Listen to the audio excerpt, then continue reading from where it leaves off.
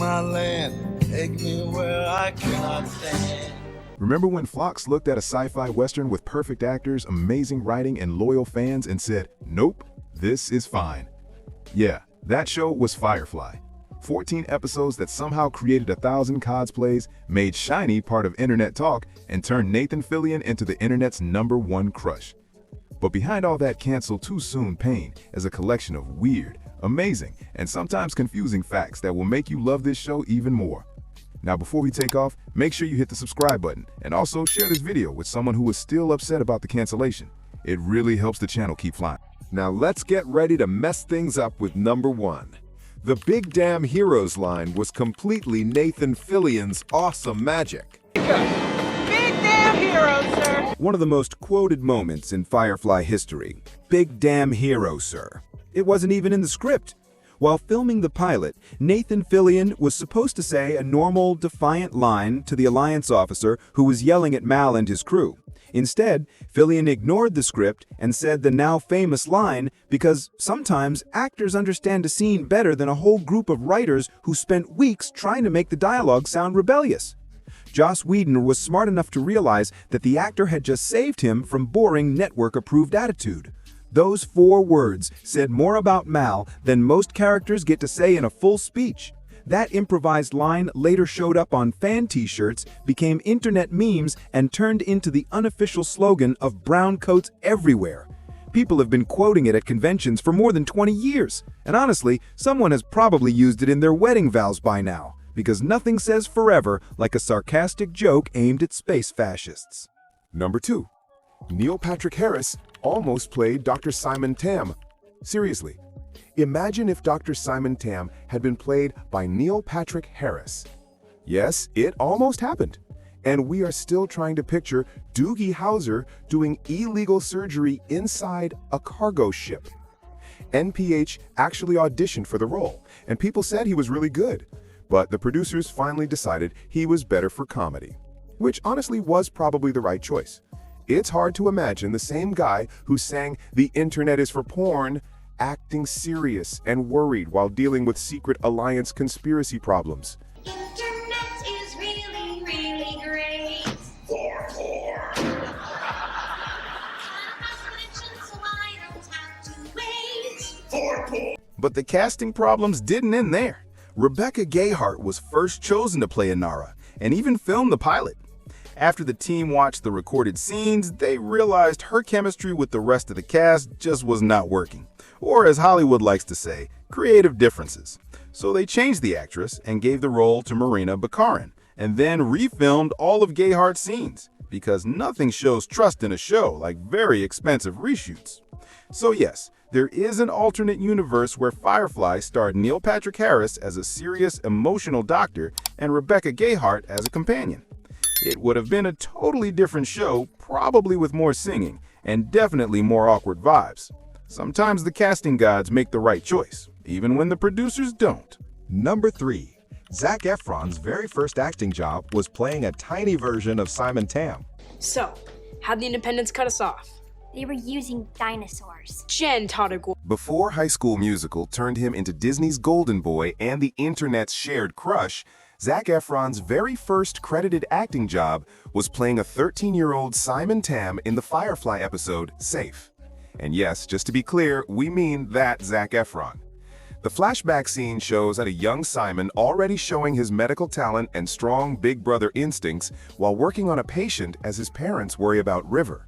It's maybe only 30 seconds of screen time, but everyone has to start somewhere, even future heartthrobs who end up making teenage girls around the world obsessed. That means the same guy who later convinced millions of kids that high school is all about singing and dancing actually got his start in the verse, playing a small version of a character who would do anything to protect his sister. The serious determination young Simon shows in that moment has the same energy Zac Efron brought to all his Disney movies, just with more medical tools and less dancing. Fun fact, Efron later said he had no idea what Firefly was when he auditioned. He only knew it was about space doctors, and probably thought it sounded better than another cereal commercial. 20 years later, he has probably been asked more about those 30 seconds than some actors get asked about their whole careers, which must be either really flattering or super annoying, depending on his mood. Number 4. Star Wars ships are hiding in plain sight. If you have super sharp eyes and a lot of free time, you might notice some familiar ship shapes in the background of Firefly space scenes. That's because the visual effects team, being the sci-fi fans they were, snuck tiny Star Wars ships into the shots as little Easter eggs for other fans.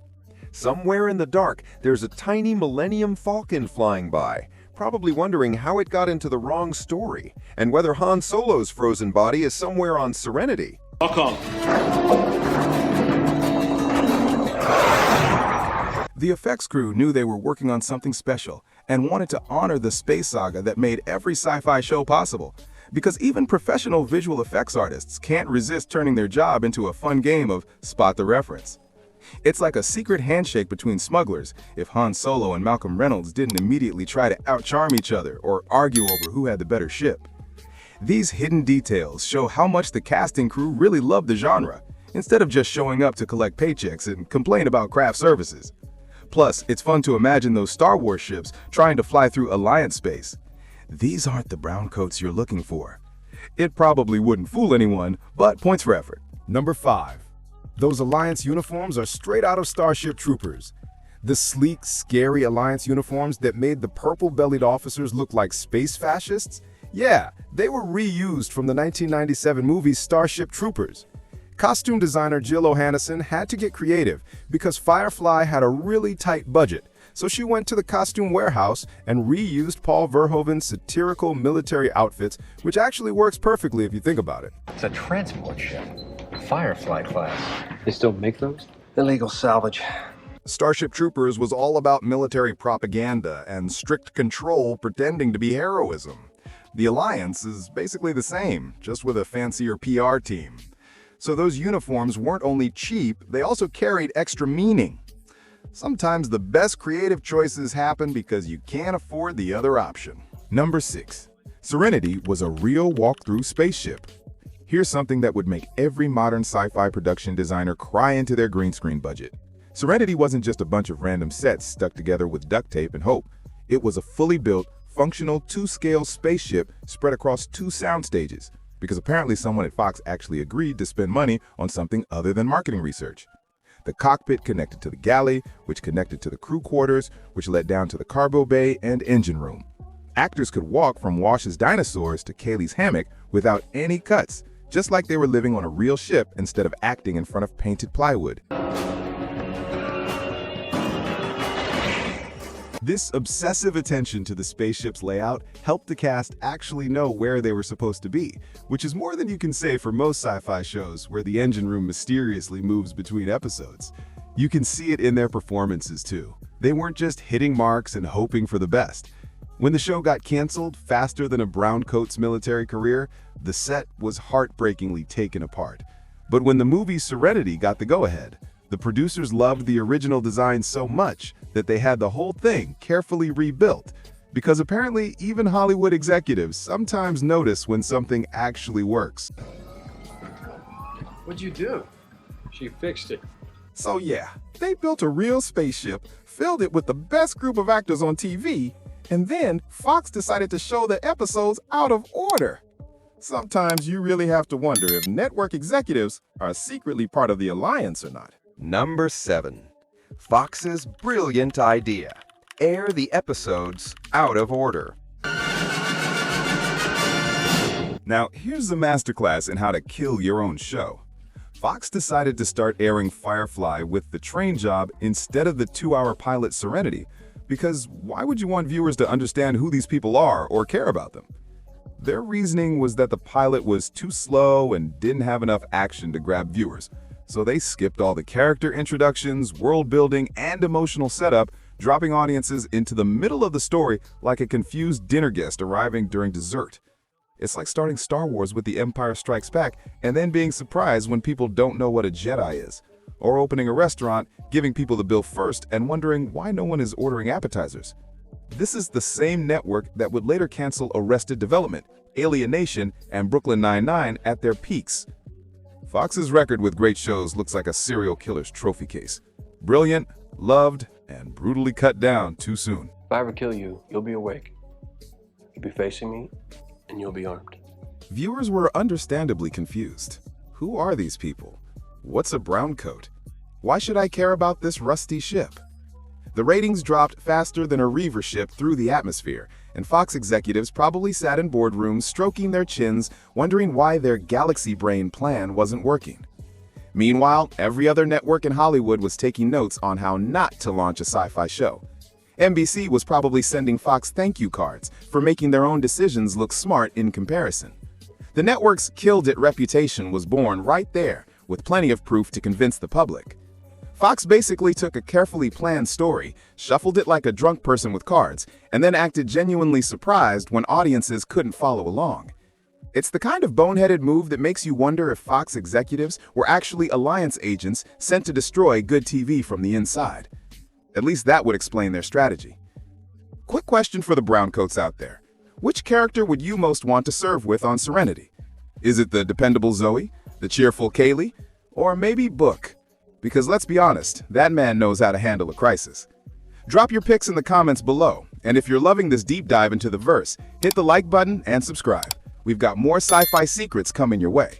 Now back to the verse with number 8. Summer, the ultimate on-set inside joke on the Firefly set. Whenever someone messed up a line or missed a cue, the whole cast would yell "Summer" together. And no, it wasn't because they suddenly loved beach weather. This wasn't meant to be mean, it was actually a loving tribute to Summer Glau, who had to deliver some of the most ridiculously tricky dialogue on TV. They'll never stop. Just keep coming until they get back what you took. Imagine trying to deliver cryptic, psychic ramblings while doing physically hard stunts and showing 17 different layers of meaning through broken sentences. No pressure, right? The joke started when Summer Glau struggled with a super confusing scene in the pilot, and the cast began yelling our name as their universal "oops" signal.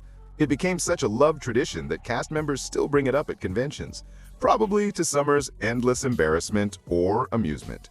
It's the kind of inside joke that makes a workplace feel like a family, or at least a group of people who actually enjoy playfully teasing each other instead of backstabbing, like on most Hollywood sets. Plus, when your character's lines read like fortune cookie riddles written by a philosophy major having a breakdown, you probably deserve all the sympathy you can get. Number 9. The Lost River Tam Academy episode. We almost got a full episode exploring River's time at the Alliance Academy. And by almost, we mean Fox canceled the show before they could traumatize us all with psychological horror disguised as sci-fi TV. The planned episode, tentatively called Dead or Alive, would have shown exactly how the Alliance broke and rebuilt River's mind, like some kind of twisted IKEA furniture project. She's a liar. Well, that don't exactly set her apart from the rest of us. Plunder sounds fun enough. It would have been a psychological horror masterpiece. Imagine River's broken memories, the experiments, and the other subjects who didn't survive, because the Alliance apparently had all the ethical oversight of a back-alley medical clinic. Time to go.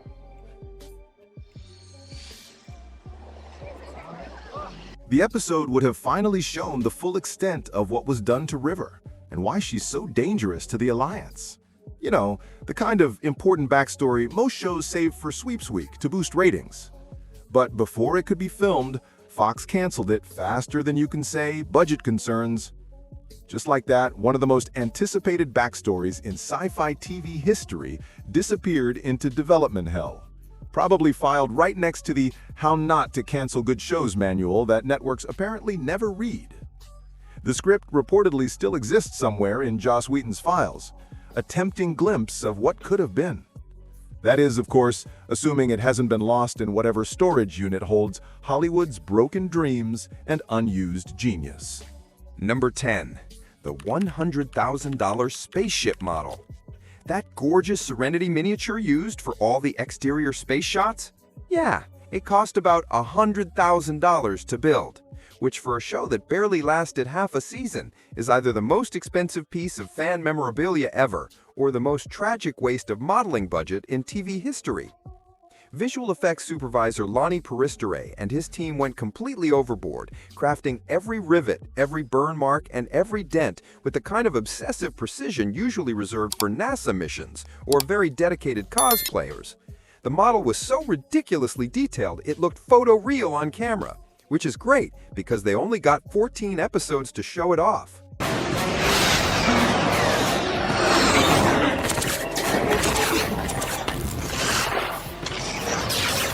Think about that for a second. If you carry the 1 and subtract the zeros, that's roughly $7,000 per episode just to have a really beautiful spaceship floating through space. Meanwhile, Fox was probably wondering why they didn't just use leftover Star Trek models and call it a day. But here's the thing. That ridiculously expensive hunk of metal and plastic became more iconic than most shows' entire runs. It's been shown at conventions, featured in documentaries, and inspired countless fan-built replicas by people who apparently have more free time and modeling skills than network executives have brain cells. Sometimes the best investments are the ones that make accountants cry, but give fans something to obsess over for decades. Because when your spaceship costs more than most people's houses, people remember it. Number 11. Earth That Was remains TV's greatest mystery. One of Firefly's smartest moves was what it didn't explain. What actually happened to Earth? And in a time when most sci-fi shows would spend whole seasons on flashback episodes about the Great Catastrophe, this was almost revolutionary. We know humanity had to leave Earth, basically the world's worst eviction notice.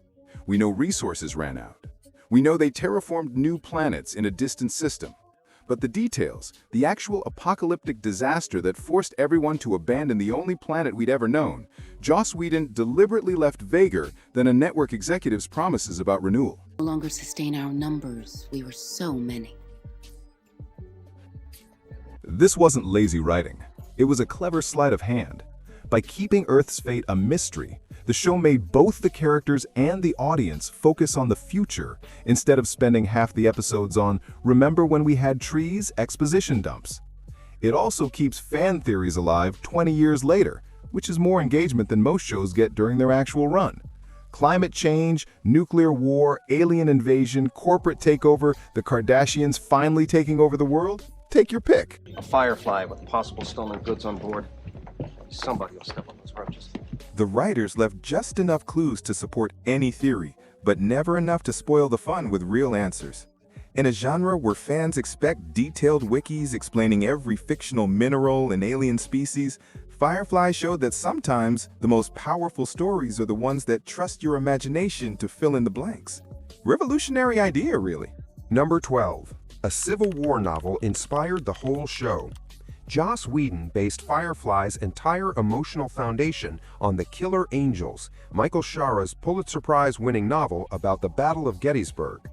Whedon imagined a post-Civil War world where the losing side, the Browncoats, were trying to rebuild their lives while keeping their principles in a system that didn't want them. It's like the Reconstruction era in America, just with spaceships and ray guns instead of horses and rifles. Suddenly, everything makes sense. The codes, the military hierarchy, the code of honor, the lingering resentment toward the Alliance. Malcolm Reynolds isn't just a space captain. He's a Confederate veteran trying to find meaning after losing everything he believed in. This historical grounding gave Firefly emotional weight that most space operas lack. These weren't just characters and costumes. They were people shaped by trauma, loss, and the struggle to maintain dignity and fight back. Number 13. Firefly DVDs literally went to space. Come into Node 2. If you look on the picture here.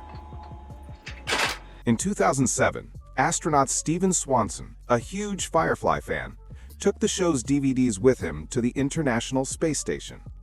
Think about that for a second. While orbiting Earth at 17,500 miles an hour, with a stunning 360-degree view of our planet, Swanson watched Malcolm Reynolds and his crew navigate the verse.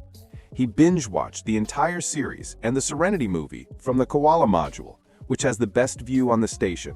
Somewhere 250 miles above our heads, Captain Reynolds was flying again.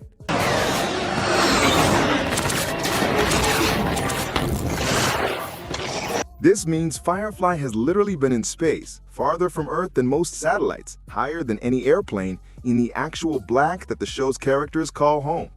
Beat that, every other sci-fi show.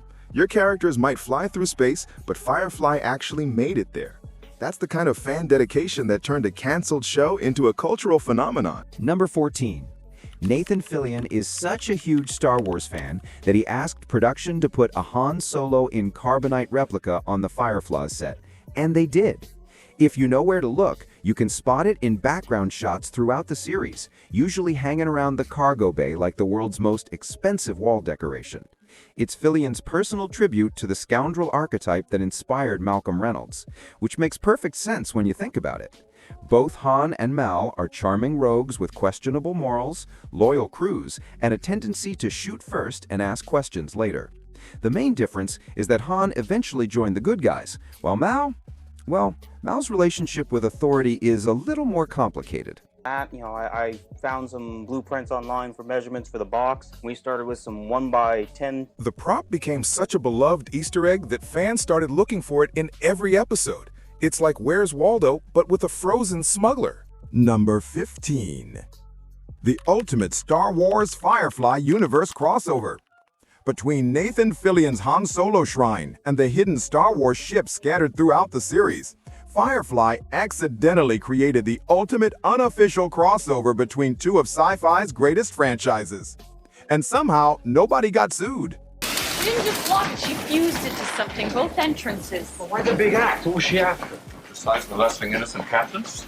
You want to stow it? Preacher, we're in some peril here. Picture this, the Millennium Falcon flying escort while Han Solo's carbonite-frozen body hangs in Serenity's cargo hold. It's the crossover nobody asked for, but everyone secretly wanted. And it happened entirely because the cast and crew were massive nerds with access to studio props. These Easter eggs weren't just random fan service, they were love letters to the genre from people who knew they were working on borrowed time. The cast and crew understood they were part of something that might not last, so they snuck in tributes to the stories that inspired them, like time capsules for future fans to discover. It's the kind of detail that explains why Firefly developed such a devoted cult following despite Fox's best efforts to kill it. These weren't just actors and writers collecting paychecks, they were fans making art for other fans, slipping in references that reward obsessive attention and freeze-frame analysis. Plus, it's fun to imagine those Star Wars ships trying to navigate Alliance space. These aren't the brown coats you're looking for, probably wouldn't work on an Alliance officer. But hey, it's worth a shot. And there you have it. 15 weird, wonderful, and occasionally heartbreaking facts about a show that burned bright and died too young, yet left a legacy that refuses to fade. Which of these surprised you most? Are you still holding out hope for a revival? Or are you content knowing Firefly will always be perfect because it never had time to disappoint us? After all, you can't take the sky from us.